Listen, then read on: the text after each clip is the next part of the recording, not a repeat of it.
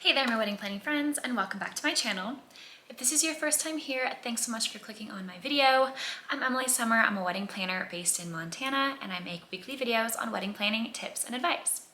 So being a largely destination wedding planner here in Montana, I wanted to do a video about destination weddings, but not just how to plan one, but more so tips when it comes to planning a destination wedding or things to think about before you even get to the process of planning a destination wedding to make sure it's the right choice for you.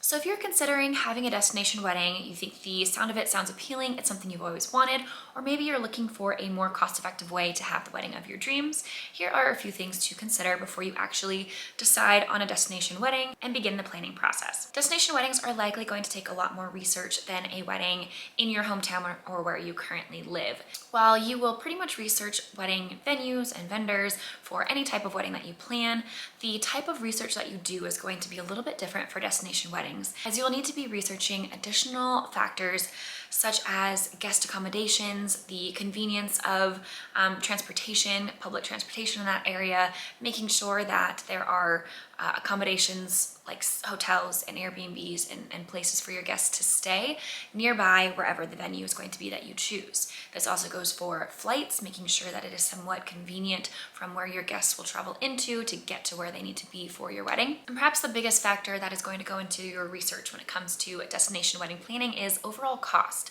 Now, whatever the reason is for you thinking about or considering a destination wedding, for a lot of people, this can be cost. Sometimes having a destination wedding, so basically the definition of a destination wedding is having a wedding somewhere other than where you live. And that goes for all of not only you two and the couple that is getting married at the wedding, but also the majority of your guests. So if you and like 75% of your guests have to travel by plane or on a road trip to get to your wedding venue and your wedding weekend, then that is considered a destination wedding.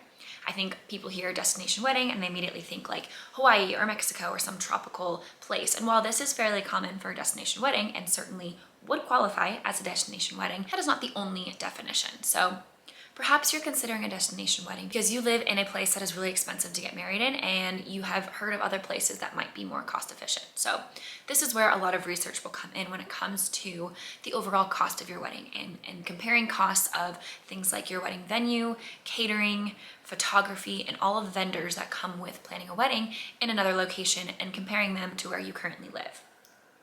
So while the actual planning process might be more cost effective, maybe your venue is cheaper, say in Montana, than in California or somewhere else, you have to consider things like the flight to get to where you're going, not only for yourself, but also for your guests as well. So while this may be a cheaper option for you when planning the actual wedding itself, you also have to consider that there could be a lot of other costs that are going to associate with this type of wedding that may not make it overall cheaper than what you are considering locally. So be prepared to do a lot of research when it comes to the location itself, making sure that you have good accommodations for your guests, as well as doing a ton of research regarding overall costs and budget. Disclaimer here, I know a lot of people come to Montana because it can be a lot more cost effective than other states in the United States, and not to mention it's a beautiful place to get married. And some of my couples are sometimes surprised by how much other things cost. So perhaps the venue might be a little bit cheaper than where you currently live, but in a lot of areas, because of the rapid growth of the kind of popularity of Montana as a destination for weddings, a lot of wedding industry vendors and things associated with weddings, the cost has risen dramatically in the last few years because of this. So florists, makeup artists, catering, all of the costs associated with weddings have gone up. And so while everything else in Montana might be cheaper, such as when you go out for dinner and get food and drinks and our cost of living and all of those other things might seem like it would be a more cost-effective choice, there are certain parts, Bozeman, that are a lot more expensive and potentially more expensive than even where you might be considering. On a similar topic, there are a lot more factors that go into choosing your venue as well. So like I kind of touched on in the first point, factors such as guest convenience is going to likely and should play heavily into your decision on the actual venue that you choose for your destination wedding. So like I mentioned before, you want to make sure that it is a location that is convenient for the guests that are traveling, perhaps convenient for the guests that are traveling for several days to other activities that they might be wanting to do during their vacation time there. If they're traveling a long distance, it's nice to be able to allow your guests the opportunity to make a vacation out of it and have other activities that are easily enjoyable and convenient for them to partake in other than your wedding day. If you're somebody that thinks you want a destination wedding because maybe you just don't want to get married where you live, it's really expensive, or you want to have this special and unique experience of having a destination wedding, but you're not exactly sure where you want to do that, I highly recommend checking out the website, The Venue Report.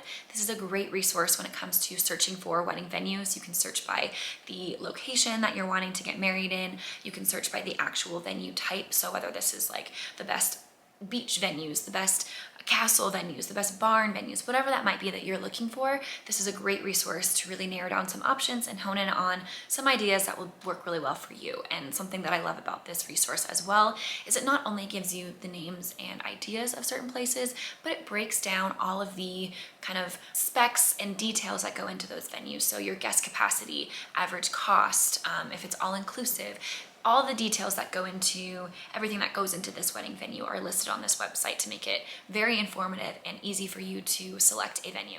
The third thing to consider is ask yourself if you are a very hands-on or type A type person, and if you're somebody that wants to have complete control over their wedding planning from start to finish. If the answer is yes, then destination wedding may not be the right choice for you. With a destination wedding, you kind of have to trust that the vendors that you are using and communicating with for your wedding are going to handle everything, as they are the ones that are physically in the place that you're getting married at. They are going to know the area the best, they're going to know the vendors the best, and they're going to know what works well in that space and in that environment and in that area the best. And you're not going to be able to just kind of pop over and be able to check things out or easily walk the space or make decisions based on physically being in the location or physically seeing things in person as you would if you were planning a wedding where you live. So if that's something that's going to drive you crazy, maybe opt out of a destination wedding. Similarly, if you are somebody that wants to DIY a lot of things for your wedding, if you're wanting to make a lot of things that you've seen on Pinterest or on Instagram, or if you want to have a lot of special personal touches that you created yourself, destination wedding is going to make this really difficult, as you have to bring all those items with you. So when planning a destination wedding, I always recommend renting everything, purchase as little as possible. That way you have everything there on the day that you need, but you don't have to deal with what to do with it at the end of the wedding or how to get it to the wedding. Number 4, do you want to have a huge wedding? Do you want to have all of your best friends and closest family members at your wedding? Destination weddings notoriously have smaller guest counts. While that is not true across the board, it is very common to have a lot less people at your wedding for a destination wedding than you would somewhere that you currently live. And that's just because it is not easy for all of your guests to drop everything and be able to plan a trip that was not already planned in their schedule, especially if this is during things like the school year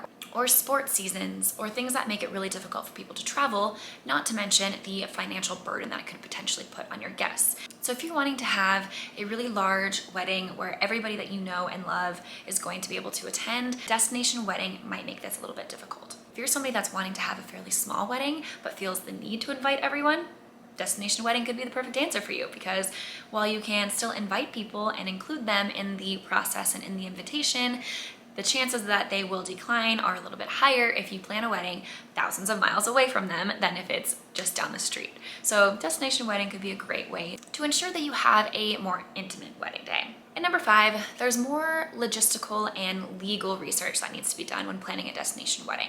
You want to make sure that your marriage license is going to be filed properly and look up any kind of processes that you need to include when it comes to filing for your marriage license and making sure that you know the process for that so that you're not planning a destination wedding to not actually get legally married.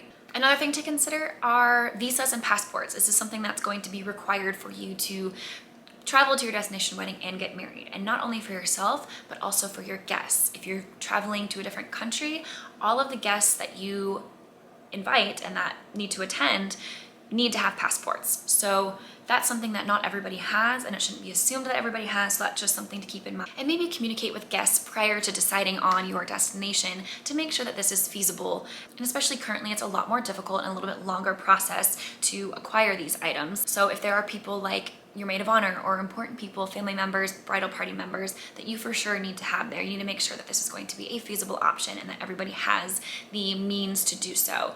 This could also go for immunizations, whether that is in a different country that requires immunizations to either enter that country or return back to your country.